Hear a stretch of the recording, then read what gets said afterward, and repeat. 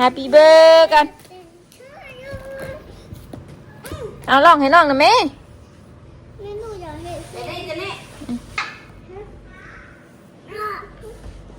ยังลูก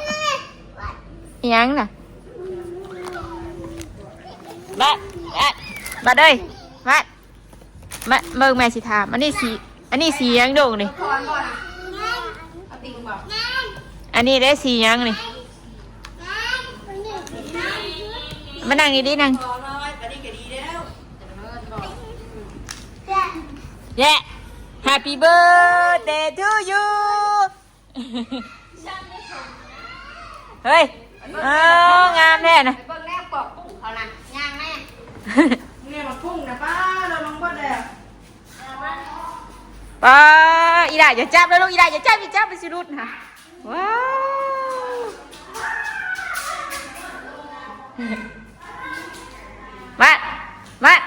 มายืนอยู่นี่อยู่แม่ชิถ่ายรูปให้นี่วะถ่ายรูปอยู่ยืนอยู่ผลทันกันแล้วลูกผลทันก่อนเอาตัวลุ่มค่ะยังซับโชว์มือ2 นิ้วลูก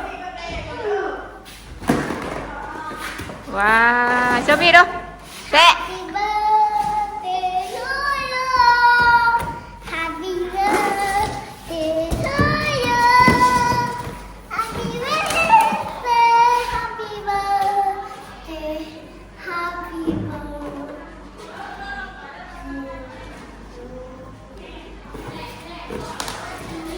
มันเกิดใครดูวันเกิดใครโอ้วันเกิดด่าเด้จะเฮ็ดใกล้มันสิล่นนะลูกมาพี่ย่ามาพี่มันสิล่นตุ้ยฮะมาพี่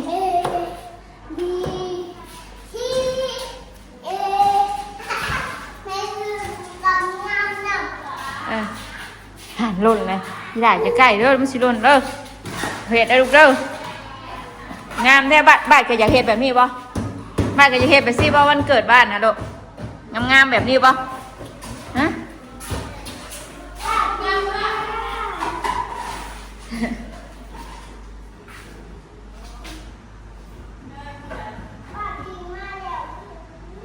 มาพี่ลูก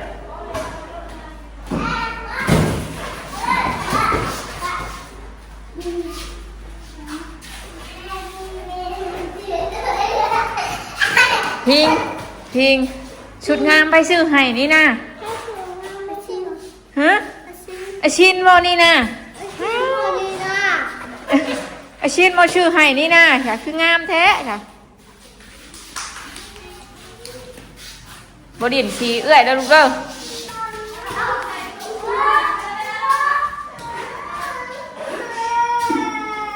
ว้าวเจ็ดมันที่เบอร์เดย์ให้นี่เราเพลงให้น้องไงลูก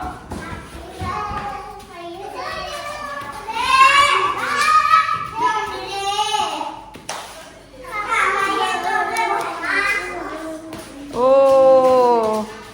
Happy birthday to you ว้าวสวยจังเลยว้าวสวัสดีกันลูกสวัสดีกันสวัสดีโดยเจนสวัสดีเมนได้ยังตัวน่ะเอ็นเจนนี่เอ้ยพี่ลูกมาพี่พาน้องมาพี่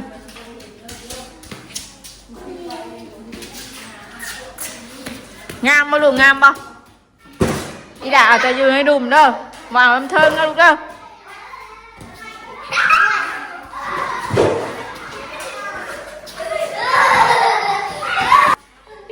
เจ้าของมันเกิดเหตุแล้ว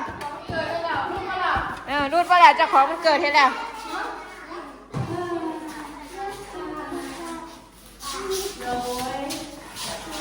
ป้าสิยืนเฮี้ยงกันด้วยเจ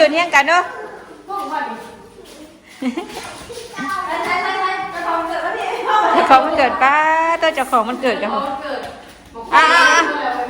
บ่เฮ็ดได้ลูกเด้อบ่เฮ็ดเด้อ Happy birthday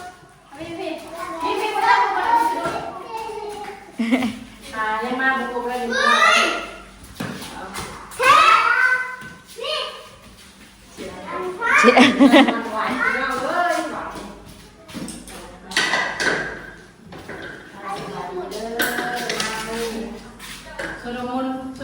พี่ลูก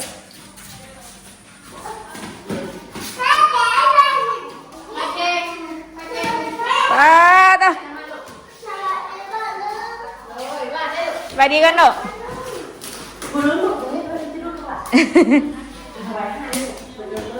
บ่พากันดึงเด้อน้องบาทเด้อบ่เฮ็ดเด้อลูกเด้อเพิ่นแล้วกันเด้อบ่ายมันก็ซื้อลูกเด้อเอาข้างนุ่มมันเด็ดเจ้าของมันเกิดงงแล้วมาดิเอากวงง่ายบ่นี่โอ้ดีใจบ่เอ้ยนี่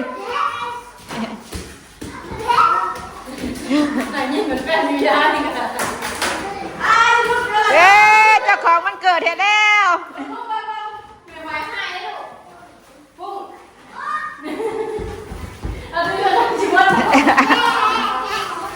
ว้าว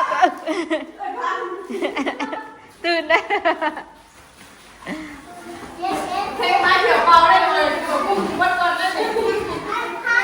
บ่ตั้งที่จุงๆก็นี่เนาะหมวยนิดหน่อยเถิงไงพื้นได้พื้นบ่ลูกบ่ตะน้อยๆเด้อพื้นไปยืนไปยืนเทียงกันเด้ออันหนึ่งสองสามถ่ายรูปแซะเจนหันหน้ามาแอบเผินเก๋โอ้น้องลูกไปยังน้องผิดยาแก้ได้สบายให้ลูกเลยยาเห็ดได้ลูกเลยเอาแต่ตัวน้ำดุมนะลูกเด้อบ่เอาเด้อตัวคนติดเด้อเจ้าของมันเกิดเฮ้ย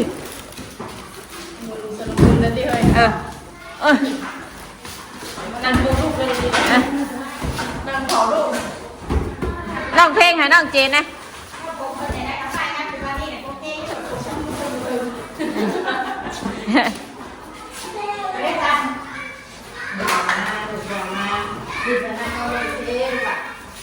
ลูกบาดบ่เอานั่นนี่ลูกเด้อ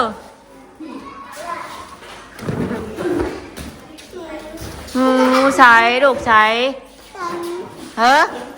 ของกัน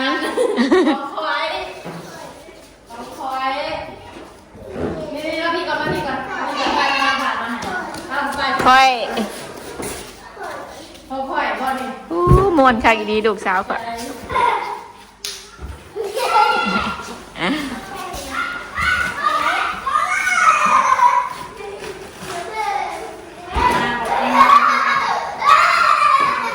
ของแพ้นะ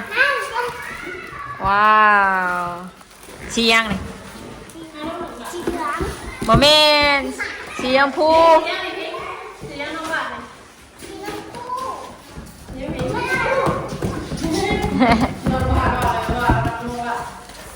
ใจอย่าดึงแล้วลูกเด้อโอ้ไม่เฮ้ยไปใช้ใบเยี่ยมด้วยหาเยี่ยมด้วยโอ้เยี่ยมด้วยไปใช้ลูกไปใช้ไปแล้วมาเมย์ที่ไปดูมั้ยเมย์ที่ไปมั้ยสบายที่หาดูมั้ยแม่บอยเอ็มมาดินพี่จ้ะบังตามกันเหรอเอ็ม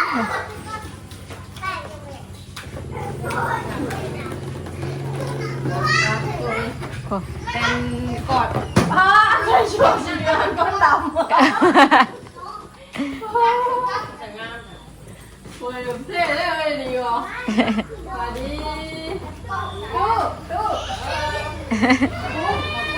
เย้ยนี่เอ็มน่ะ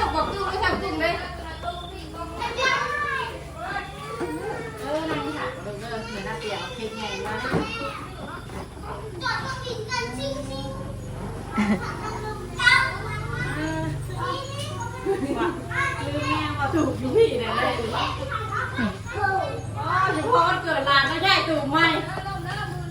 แม่เนี่ยเดียวไปเล่นกับคุณอยู่นี่ว่าฉันนี่ไม่เห็นเล่นแบบมันอย่างก็สิเย็นคักแล้วปะเนี่ยเนาะต้นไม้เนาะ บนมือเลยจังหน่อยเพื่อนน้ำมันก็ได้นั่งเอา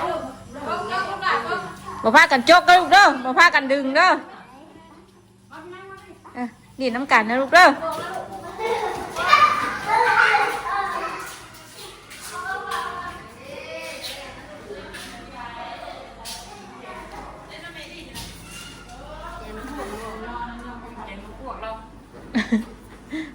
ประตูกินแล้วกัน พี่ตู้แกงนะพวก พอละเขาไม่ได้ให้ดูแล้วก็เป็นกินเนาะนี่มันจะเอาล่องล่องเอาหมูถามาเดียว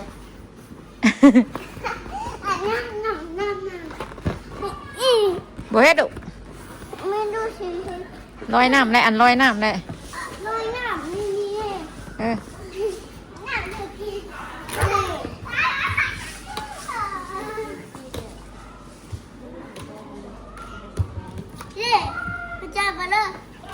เสียงพิงนะเอาตัวสีดีก่อนสีดีก่อน เอาใส่บ่นี่สีแดงก้อนสีแดงก้อนใส่สีแดงก้อนเนาะสีแดงแล้วก็สีส้มสีเหลืองสีเขียวถูกแล้วไม่ได้อย่างบอก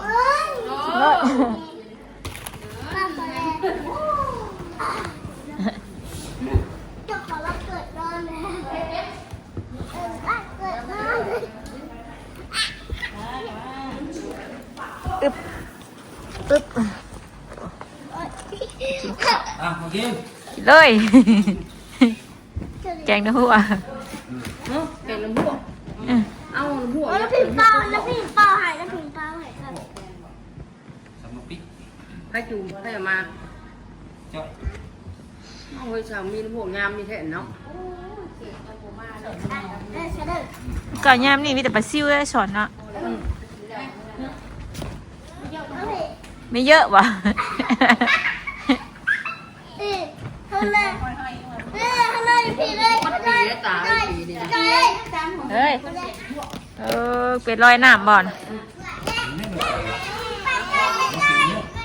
ไม่จ้อยไม่จ้อยใช่หรอกที่ห้องปลาจ้อยโอ้ยดึงขึ้นมาในกระโปรงนะเห็นได้ค่ะ ยุ่งยากเล็กเปียกเล็กเปียกแล้วลูกเลิกงามเด้อเด้อ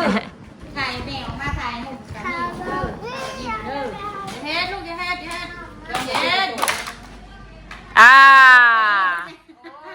จะขอวันเกิดให้แล้ว แน่ น้ำน้ำ เด็กวัดเด็กวัด เฮ้ยเฮ้ย นอนลงถอดแล้วก็นอน เด็กชอบเอ๊ะ โอ้คืนนี้จะมานอนสั่นแล้วบังเด้อประตูเด้อไปขังหน้าชั้นเด้อ บังตกก็หรอกบังตกเด้อ บังเด้อมันไหลกัน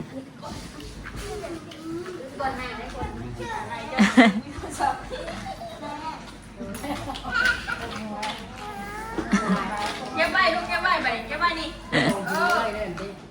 นี่นะตะบวก ไม่ต้องอย่างไรกันไม่เรียกตัวนี้ป่ะ ตะบวกปุ๊บก็เลย จ้า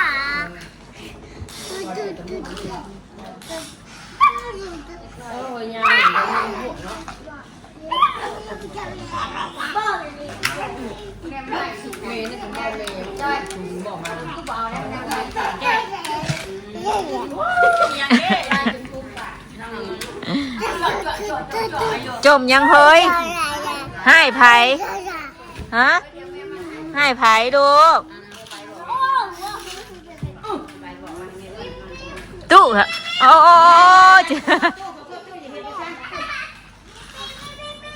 โอ้ยเหยียบเลยไอ้เนื้อช้าเลยมึงนะมึงเนี่ยไปทางไหนกับลังเลยโจดน้อยโจดมาครับคุณโมเอะ ตู้ ไปเลยมาให้เจนี่กันไปเลยย่ายังเด็กดีไปส่งดิเอาให้ชุดใหม่เลยบ่บ่หันไม่รู้ว่าเอาอย่างนี้ว่าไม่มาถ่ายว่าไม่ให้เลยวันอันนี้ลูกส่งยางลูกเดี๋ยวเปลี่ยนชุดกัน ให้ไผเด้แกะนู่ยันไม่ไหวให้ เจ้าของเกิดรักกินขนม เจ้าของเกิดกินนม เจ้าของมันเกิดคนมากินว่ะเออเออ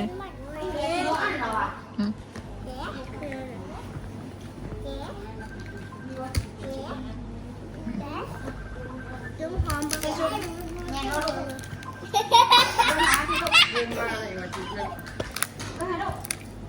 ทำไมเราถึงเลือกทำ มาหาป้ายก็ป้ากินไหน เปลี่ยนชุดบ่นะ มาเกิดมาใช้เนี่ยเราไม่ ดอกไม้ ไม่หิวจงเล่น มาเลยจับดีนะลูกกระโปรงเจ้านะจับไปดีนะดึงน้องดอกเออ อับอับโอเค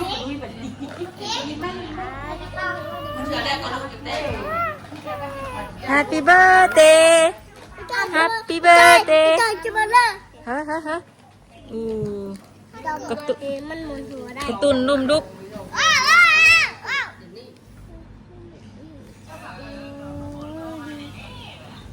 มาได้เลยมาจะจุ๊บมาดิมาใจ ฮะโอ้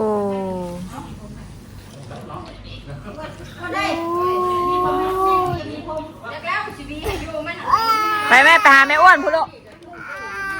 โอ้ใช้ลูกใช้ แม่มีมาจับมาต่อยนี่ไม่มีให้อ้วน โดย แม่ตรงนี้ไอ้เอ็มจะไปบดได้ไง ดิดน้ำกันหรอก เฮ้ยยังให้เก่งเนาะเฮ้ย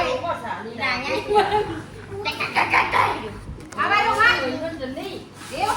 ไปมาเลยตอนนั้นเลยบ้า เย่ หกเจ็ดเจ็ดสามเจ็ดเจ็ดเจ็ด Happy birthday ลองเพลง Happy birthday ดู Happy birthday พี่ค่ะดูเจ็ดเจ็ด แบบเก่าจะเตรียมไหมบ่ไม่น่าหนีฉันแล้วในกูหนีทำไมมันก็ขาดไม่ต้องพิงไปยังเดี๋ยวรับแบบขึ้นน้ำพิงบ่เดี๋ยวรับแบบขึ้นน้ำพิงบ่ มีแต่ภูมิงามแท้อันนี้เนาะปลาลูกปลาลอยอยู่นี่ไปลอยแก้มน้องไปลอย จะหลังไปเลยให้พี่ด้วย ก็ไปแต่ว่า อย่าให้จะเสียสีเลย ไอเอ็มเอ็มมาแต่หน้าน้ำตู้คุณบ่อนโอเอ็ม กระโดดแน่นะเอ้ากระเทนกันอยู่ฝั่งนี้ไม่หนีนะ